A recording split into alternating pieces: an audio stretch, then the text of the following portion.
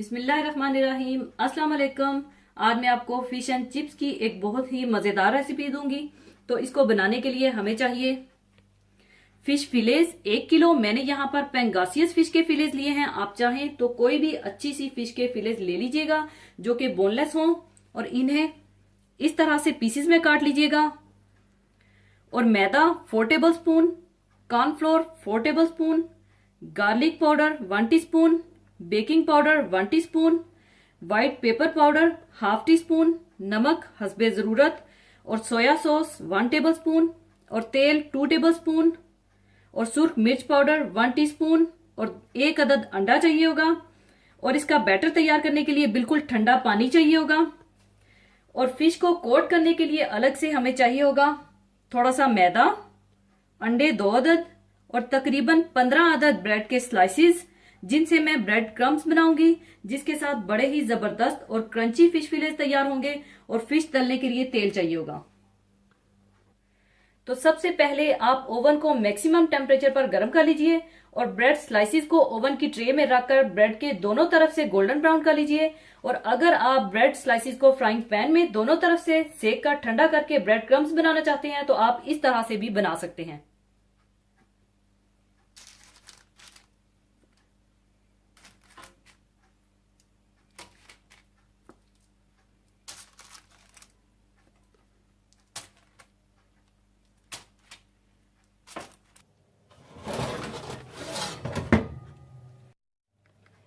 Slices की एक side golden brown होने के बाद आप इनकी साइड बदल दें और दूसरी तरफ से भी आप गोल्डन ब्राउन कर लें।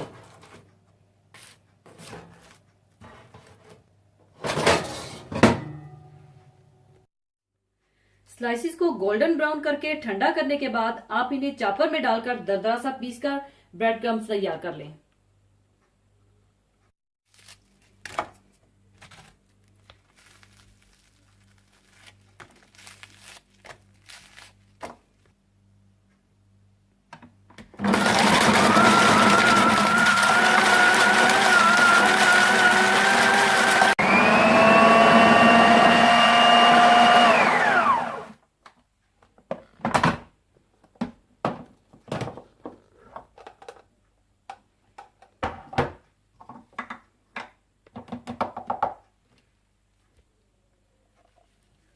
और इस तरह से आपने इन्हें मोटा मोटा और दरदरा ही रखना है। फिश एंड चिप्स का बैटर तैयार करने के लिए सबसे पहले आप मैदा डाल लें। इसमें आप कॉर्नफ्लोर, गार्लिक पाउडर, सुर्ख मिर्च पाउडर, तेल, soya sauce, white pepper powder, नमक और बेकिंग पाउडर डालकर ठंडे पानी के साथ इसका अच्छा सा बैटर तैयार कर लें।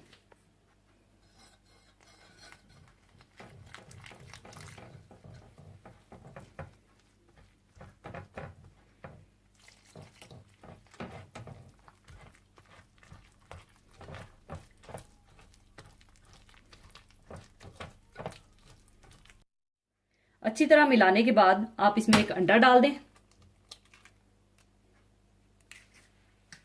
और अच्छी तरह से मिला लें।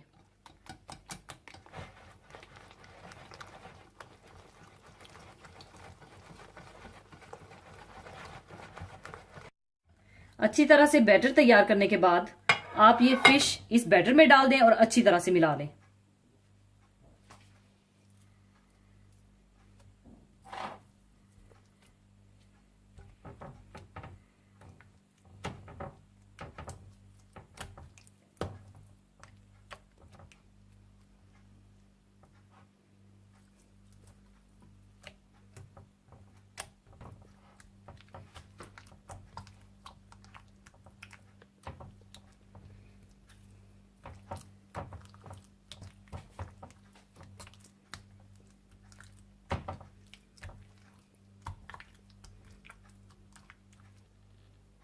इसके बाद आप अंडों को बीट करके रख लें।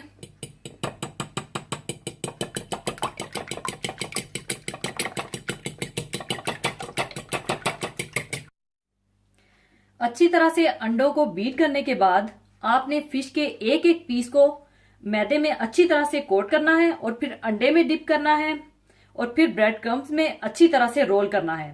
यानी पहले मैदे में, फिर अंडे में और फिर ब्रेड क्रम्स में अच्छी तरह से आपने वेल कोटेड करना है।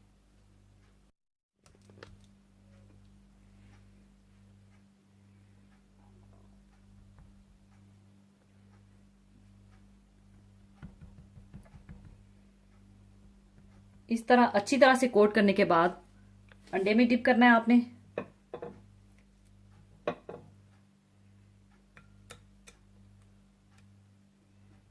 और फिर ब्रेड क्रम्स में।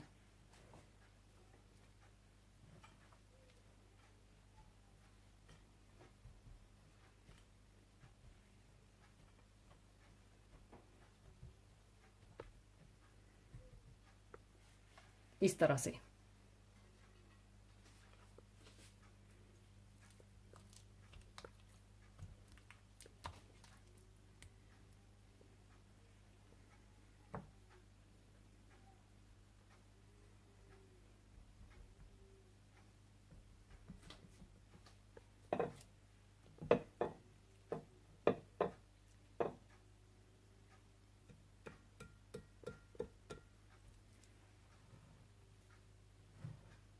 और इसी तरह से आप सारी फिश तैयार कर लें।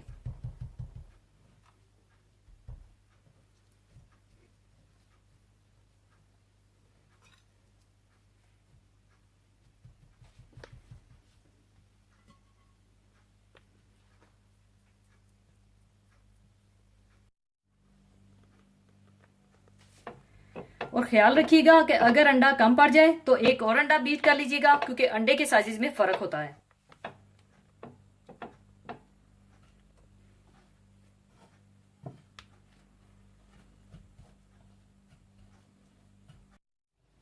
इसके बाद आप तेल को गर्म कर लीजिएगा और फिश को खूबसूरत सा गोल्डन ब्राउन करते जाइएगा और निकालते जाइएगा।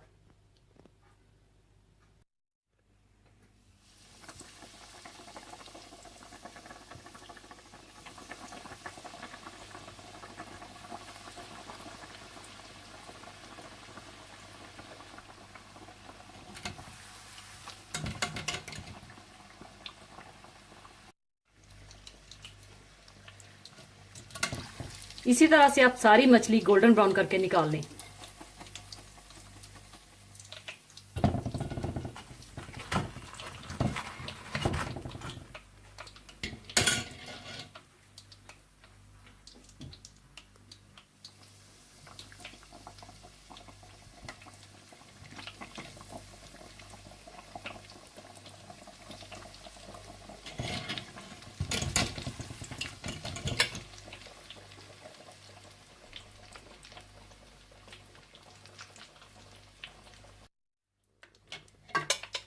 सारी फिश तैयार हो चुकी है। अब इसे मैं सर्विंग प्लेट में डाल लूंगी।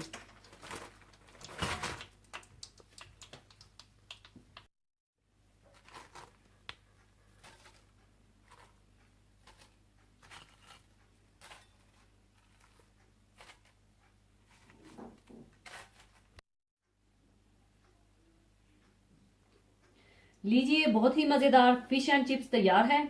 इसे आप जब भी एंजॉय करें तो आप इसके साथ फ्रेंच फ्राइज और टाटर सॉस और केचप के साथ सर्व करें। और फ्रेंच फ्राइज और टाटर सॉस की रेसिपी मैं आपको दे चुकी हूँ, आप मेरी वो वीडियो देख लीजिएगा। और साथ आप लेमन के स्लाइसेस भी रखें।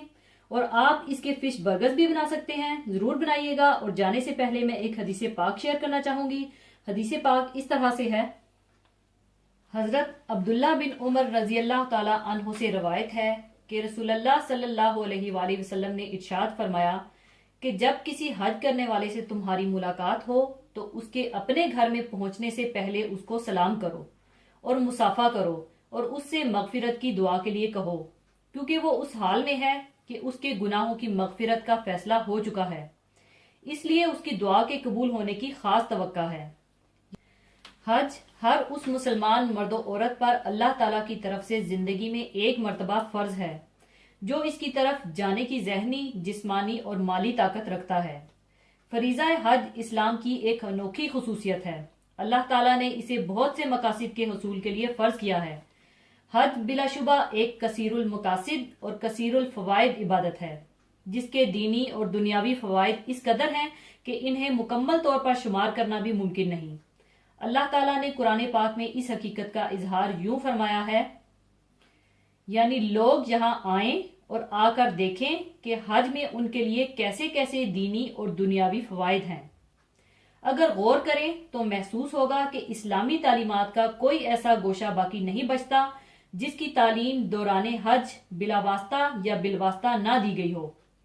इत्तफाक और इत्तहाद की तालीम, कुर्बानी और एसार की तालीम, नज़्मो ज़ब्त की तालीम, दावत और जहाद की तालीम, यकसोई और यकजहती की तालीम, मसावात की तालीम, अमनो सलामती की तालीम, वहदत मिल्लत की तालीम, इत्तबाए सुन्नत की तालीम और अकीदा और तौहीद की तालीम। लिहाजा जब कोई हाजी हज करके ऐसी तालीमात लेकर वापस आता है तो उसका इस्तकबाल उसके घर पहुंचने से कबल किया जाए और उससे अपने हक में दुआ भी करवाई जाए, जिसके मुतल्लिक यहाँ तक हदीस पाक में आया है कि हज और उम्रा करने वाले अल्लाह के वफद हैं, मेहमान हैं जो उसकी बारगाह में जा रहे हैं। अगर वो इससे दुआ करें तो वो उनकी दुआ को कबूल फरमाए, और अगर वो उससे मगफिरत तलब करें तो वो इनकी मगफिरत फरमाए। इसलिए पहले जमाने में ये दस्तूर था और अब भी कुछ मुल्कों और इलाकों में है कि जब हुज्जाज अपने घर वापस आते थे तो लोग इनके इस्तकबाल के लिए जाया करते थे और उनकी गर्ज ये होती थी कि उस शख्स की मगफिरत हो चुकी है और ये गुनाहों से पाक होकर आया है, इससे मिलकर मुसाफा करें, इससे कबल के वो दुनिया के मामलात में दोबारा मुलव्वस हो जाए।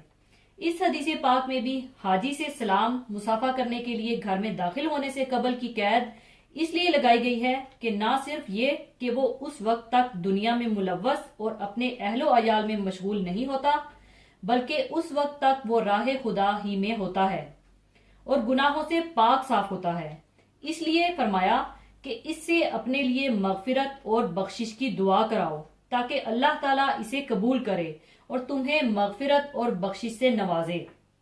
एक और रवायत में इस तरह आता है कि 5 दुआएं ऐसी हैं जो रद्द नहीं की जाती। एक हाजी की दुआ, यहाँ तक कि वो लौट आए। दूसरी मुजाहिद की दुआ, यहाँ तक कि वो वापस आ जाए।